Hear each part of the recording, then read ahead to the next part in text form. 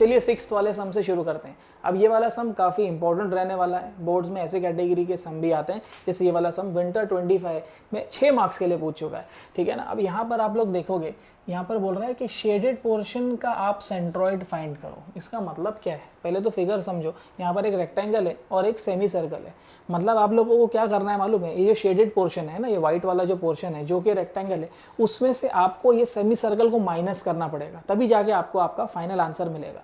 तो यहाँ पर सबसे पहले क्या करना है आप लोगों को, ये डायग्राम को फर्स्ट क्वाड्रेंट में प्लेस कर दो। देखो ये रेड यहाँ पर आपको लाइन दिख रही होगी, जिसमें ये एक्स एक्सिस है और ये वाई एक्सिस है। मैंने क्या कर दिया, इस डायग्राम को फर्स्ट क्वाड्रेंट में प्लेस कर दिया, ठीक है। फर्स्ट क्वाड्रेंट में प्लेस कर देने के बाद में हम लोग क्या करेंगे, इसका सेंट्रॉइड मार्क कर लेंगे। देखो क्योंकि ये रेक्टेंगल है, रेक्टेंगल का सेंट्रॉइड एग्जैक्टली सेंटर में आएगा, तो ये सेंटर से मैंने यहाँ पर डिस्टेंस मार्क कर लिया x1, ठीक है। और ये सेमी सर्कल है, इसका सेंट्रॉइड भी कहीं सेंटर में आएगा, फ्लैट सरफेस के पास में। और ये वाला कंसेप्ट मैं पहले लेक्चर में डिस्कस कर चुका हूँ, ठीक है। तो यहाँ पर आपका G2 आ जाएगा, जिसमें आप x2 को लोकेट कर दोगे। सेकेंड, अब आते हैं y1 और y2 पर। क्योंकि रेक्टेंगल है, रेक्टेंगल का सेंट्रॉइड क्योंकि सेंटर में है, तो y1 इसके एकदम एग्जैक्टली हाफ पर आप लोकेट करोगे, और y2 जो है वो यहाँ रेफरेंस से लेकर के G2 तक का डिस्टेंस होगा, यानी आपने x1 x2 y1 y2 सब आपने लोकेट कर दिया, ठीक है। अब हम लोग आ जाते हैं इसके कैलकुलेशन वाले पार्ट पे। सबसे पहले हम रेक्टेंगल वाले पार्ट को सॉल्व करेंगे। क्यों रेक्टेंगल को सॉल्व कर रहा हूँ सबसे पहले, और इसी को मैंने फिगर 1 क्यों नाम दिया है, क्योंकि देखो ये बड़ा फिगर है, ये बड़े फिगर में से मुझे सेमी सर्कल को माइनस करना है, सीक्वेंस में ही काम करने का। अब कोई बोलेगा सर इसको मुझे 1 देना है, दे दो, कुछ फर्क नहीं पड़ता है। तो लास्ट में बस थोड़ा सा कैलकुलेशन में खाली आपका फॉर्मूले में चेंजेस आएगा। तो मैं क्या बोलता हूँ, जैसा मैं बता रहा हूँ वैसे ही करो, ज़्यादा दिमाग मत चलाओ, जितना आपको बता रहा हूँ उसके हिसाब से करोगे, एकदम मस्त काम होएगा और आपके 6 मार्क्स ईजिली निकलेंगे, ठीक है ना। अब फर्स्ट वाले पार्ट पे आते हैं। रेक्टेंगल में बी और डी क्या है वो देख लो। रेक्टेंगल का बेस देखोगे ना 800 mm है, तो यहाँ लिख देता हूँ 800, और इसका डेप्थ यानी इसकी हाइट कितनी है 300 mm, ठीक है। एक पार्ट हो गया। अब हम लोग x1 y1 और a1 निकालें, ठीक है। यहाँ से यहाँ तक के क्योंकि x1 डिस्टेंस है पूरा 800 है, तो ये होगा 800 का हाफ, 800 का हाफ जो कि बन जाएगा 400 mm, ठीक है। y1 क्या होगा, ये y1 ये पूरा कितना है, पूरा 300 है ना, 300, ये होगा 300 का हाफ, ठीक है, which will be equal to 150 mm।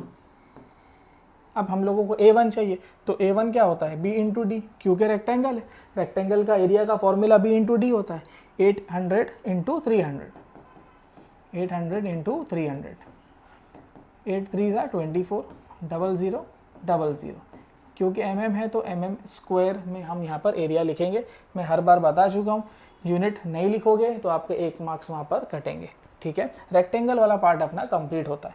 अब आते हैं हम लोग अपना सेमी सर्कल पर। अब सेमी सर्कल में हम लोगों को एक तो रेडियस लगेगा उसका और एक डायमीटर लगेगा। देखो सेमी सर्कल का रेडियस कितना है, देखो ये जो है ये रेडियस है ना, यही है ना रेडियस, तभी जाकर के सेमी सर्कल बनेगा। तो यहाँ पर इसका रेडियस कितना हो गया 150।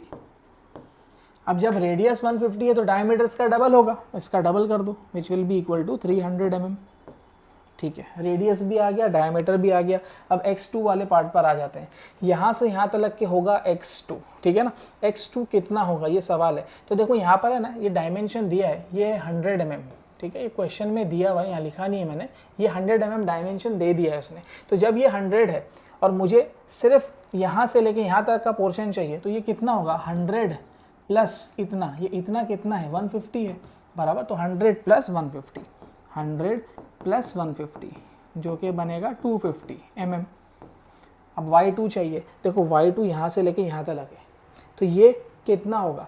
इसके लिए देखो सेमी सर्कल का आपको फॉर्मूला मालूम होना चाहिए कि बेस से लेकर के, है ना, ये बेस है, ये फ्लैट साइड है, ये फ्लैट साइड से सेंट्रॉइड तक का डिस्टेंस होता है 4r/3π।